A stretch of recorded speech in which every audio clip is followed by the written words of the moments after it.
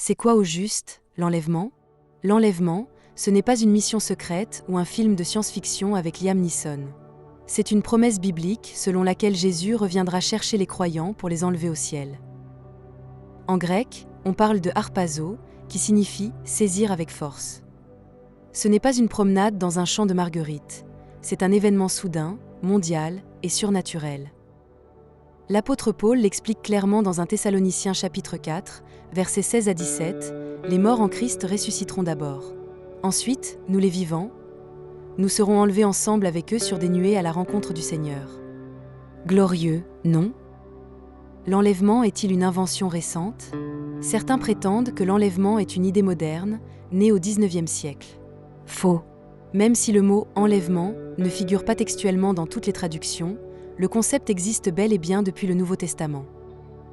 Paul en parle abondamment, et Jésus lui-même évoque le fait qu'il reviendra chercher les siens, comme dans Jean chapitre 14, verset 3, « Je reviendrai, et je vous prendrai avec moi, afin que là où je suis, vous y soyez aussi. » Bref, ce n'est pas une théorie bizarre. C'est une espérance ancienne et profondément ancrée dans la foi chrétienne. Pourquoi un enlèvement? Mais pourquoi Dieu ferait-il disparaître soudainement des millions de gens? Bonne question. Le but de l'enlèvement est double. Sauver les croyants du jugement à venir, la tribulation, et les réunir avec Jésus dans la gloire. Paul résume cela magnifiquement dans 1 Thessaloniciens chapitre 1, verset 10, Jésus, qui nous délivre de la colère à venir. L'enlèvement est un acte d'amour et de délivrance, pas un tour de magie. Dieu ne veut pas que ses enfants subissent la souffrance à venir. Il a promis un refuge, et comme d'habitude, il tient ses promesses. Comment ça va se passer? Imaginez, un matin, vous buvez votre café et pouf, plus de collègues chrétiens au bureau. Selon la Bible, l'enlèvement sera soudain, rapide, inattendu. 1 Corinthiens chapitre 15, verset 52 parle d'un « clin d'œil ». C'est dire si ça ira vite. Pas d'annonce, pas de décompte, pas même un texto céleste. Juste, zoup, les croyants sont partis. Jésus viendra dans les airs, et ceux qui lui appartiennent seront transformés pour le rejoindre. Ce ne sera pas un kidnapping, mais un rendez-vous céleste express, première classe vers l'éternité. Est-ce qu'il y a des signes avant-coureurs? Oui, la Bible parle de signes avant l'enlèvement, même s'ils restent imprévisibles. Jésus en parle dans Matthieu chapitre 24. Guerre, famine, tremblement de terre, haine généralisée, fausse doctrine, refroidissement de l'amour. Bref, un peu comme notre fil d'actualité aujourd'hui. Ces signes sont des avertissements, comme un réveil qui sonne « Réveille-toi, prépare-toi ». Ce n'est pas pour faire peur, mais pour inciter à la vigilance. Comme dit Luc chapitre 21, verset 28, « Quand ces choses commenceront à arriver, redressez-vous et levez vos têtes, parce que votre délivrance approche. » Tout le monde sera-t-il enlevé? Non. L'enlèvement ne concerne que ceux qui appartiennent à Christ. Pas besoin d'être parfait, heureusement, mais d'être né de nouveau, comme Jésus l'explique à Nicodème dans Jean chapitre 3, verset 3, « Si un homme ne naît de nouveau, il ne peut voir le royaume de Dieu. » C'est une affaire de foi sincère, pas de religion. Ce n'est pas l'abonnement à l'Église qui compte, mais la relation avec le Sauveur. Bref, mieux vaut avoir sa carte d'embarquement spirituel prête avant l'appel final. Les morts en Christ sont-ils concernés? Oui, ils sont même prioritaires. Selon 1 Thessaloniciens chapitre 4, verset 16, les morts en Christ ressusciteront d'abord. C'est un moment glorieux. Ceux qui sont morts en croyant verront leur corps ressuscité, glorifié et réunis avec leur âme. Pas de zombies bibliques ici, mais une résurrection éclatante et pure. Jésus lui-même est notre modèle, ressuscité, vivant, glorieux. Alors ne pleurons pas comme ceux qui n'ont pas d'espérance. Nos bien-aimés en Christ nous précéderont dans ce grand envol divin. Une transformation totale? Absolument. L'enlèvement s'accompagne d'une métamorphose céleste. Exit les douleurs de dos et les lunettes.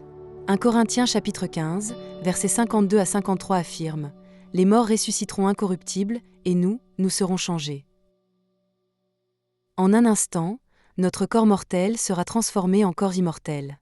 Ce n'est pas de la science-fiction, c'est de la théologie glorifiée. Plus de maladies, plus de fatigue, plus de péché, juste la plénitude de la vie éternelle. Franchement, qui refuserait un tel relooking céleste? Et ceux qui restent? Ceux qui ne seront pas enlevés resteront sur terre pour affronter ce qu'on appelle la tribulation. Une période de 7 années d'épreuves mondiales intenses, décrite notamment dans Apocalypse chapitres 6 à 19. Ce sera difficile, mais certains se tourneront vers Dieu durant cette période. Mieux vaut cependant éviter ce détour chaotique. Jésus avertit dans Luc chapitre 21, verset 36, « Veillez donc et priez en tout temps, afin que vous ayez la force d'échapper à toutes ces choses. » C'est clair, non? L'heure est à la préparation, pas à la procrastination. Quelle est la différence avec la seconde venue? Bonne question. L'enlèvement n'est pas la même chose que la seconde venue de Christ. Dans l'enlèvement, Jésus vient dans les airs chercher les siens, discrètement. Lors de sa seconde venue, il revient sur terre pour juger et régner, publiquement. Ces deux événements sont séparés par la période de tribulation. C'est un peu comme la différence entre les fiançailles et le mariage. Dans Zacharie chapitre 14, verset 4, il est dit que ses pieds se poseront sur le mont des Oliviers, mais pas lors de l'enlèvement. Est-ce pour bientôt? Personne ne connaît ni le jour ni l'heure. C'est Jésus lui-même qui le dit dans Matthieu chapitre 24, verset 36. Donc non, je ne vais pas vous donner une date, et fuyez ceux qui le font. Mais les signes s'intensifient. Ce n'est pas pour paniquer, mais pour s'encourager. Plus nous voyons les choses s'accomplir, plus nous savons que l'heure approche. Comme les feuilles d'un figuier annoncent l'été, les événements mondiaux annoncent le retour du roi. Préparez vos cœurs, pas vos valises. C'est pour bientôt, peut-être même aujourd'hui. Est-ce qu'il faut avoir peur? Non, l'enlèvement n'est pas un sujet pour faire peur, mais pour nourrir l'espérance. Si vous êtes en Christ, c'est la meilleure nouvelle de votre vie. Tite chapitre 2, verset 13 parle de la bienheureuse espérance et la manifestation de la gloire de notre grand Dieu et Sauveur, Jésus-Christ. Rien de menaçant là-dedans. C'est comme attendre un être cher à l'aéroport, on guette, on espère, on se réjouit. La peur, c'est pour ceux qui ne sont pas prêts. L'amour parfait chasse la crainte. 1 Jean chapitre 4, verset 18. Que faire pour se préparer?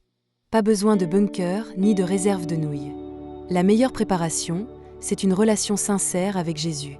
Repentez-vous, croyez, marchez dans l'amour et la vérité. Matthieu chapitre 24, verset 44 dit « C'est pourquoi, vous aussi, tenez-vous prêts. » Vivre chaque jour comme si Jésus pouvait revenir ce soir, mais aussi construire comme s'il revenait dans 100 ans. Ce n'est pas la panique qui sauve, c'est la foi. Soyez en paix, soyez vigilants, soyez prêts.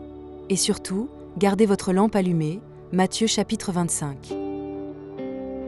Et si j'ai des doutes? La foi, ce n'est pas l'absence de questions, c'est la confiance malgré les questions. Dieu comprend vos hésitations. Cherchez, priez, étudiez.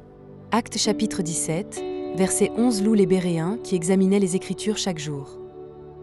Dieu ne craint pas vos doutes honnêtes. Mais ne laissez pas l'indécision devenir une excuse pour l'inaction. Le message de l'enlèvement, c'est « décide-toi ». Mieux vaut douter un peu et dire « oui » à Jésus que de rejeter la vérité par orgueil ou peur de se tromper. Et mes proches qui ne croient pas, c'est un sujet douloureux, on ne va pas faire de blagues ici. Priez, témoignez, aimez. Ne les harcelez pas, mais semez avec douceur. Dieu ne veut pas que personne périsse, 2 Pierre chapitre 3, verset 9. Vous êtes peut-être la lumière dans leur nuit. Et qui sait, votre témoignage silencieux peut parler plus fort que 1000 sermons. Continuez à espérer, car tant qu'il y a de la vie, il y a de l'espérance. Et si vous êtes enlevé, que votre vie laisse une trace qui les pousse à chercher la vérité. L'enlèvement n'est pas une doctrine obscure réservée aux fanatiques, c'est une espérance vivante pour tous ceux qui aiment Jésus. Comme dit Philippiens chapitre 3, verset 20, notre cité est dans les cieux, d'où nous attendons aussi comme Sauveur le Seigneur Jésus-Christ. Préparons-nous, réjouissons-nous, annonçons-le avec bienveillance et courage. Ce monde n'est pas notre maison définitive. Et quand la trompette sonnera, soyez sûr d'avoir votre billet validé. Pas besoin de bagages, juste d'un cœur prêt.